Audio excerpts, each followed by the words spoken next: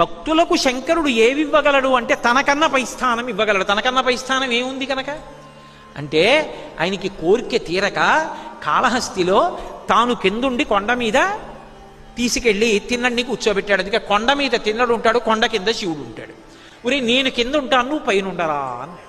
భక్తులంటే ఆయనకి అంత ప్రీతితో వ్యవహరించి భక్తులకు అన్నీ ఇవ్వగలడు. ఇచ్చి తాను భిక్షాటనమూర్తి కాగలడు. భిక్షాటనమూర్తి భిక్షేశ్వరుడు అంటే అర్థం భిక్ష కోసం వస్తాడు అని. భిక్ష కోసం వచ్చాడు అంటే తనకేమీ లేనివాడు అని. తనకేమీ లేనివాడా? అందరికీ అన్నీ ఇచ్చేశాడు కాబట్టి తనకేం లేనివాడని కాదు.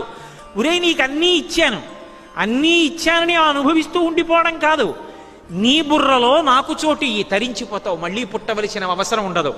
నీ బుద్ధిని నా చేతి కపాలంలో భిక్షగా పెట్టరా అని భిక్షాటనమూర్తి మన ఇంటి ముందుకొచ్చి నిలబడతాడు మహానుభావుడు ఉదారుడై.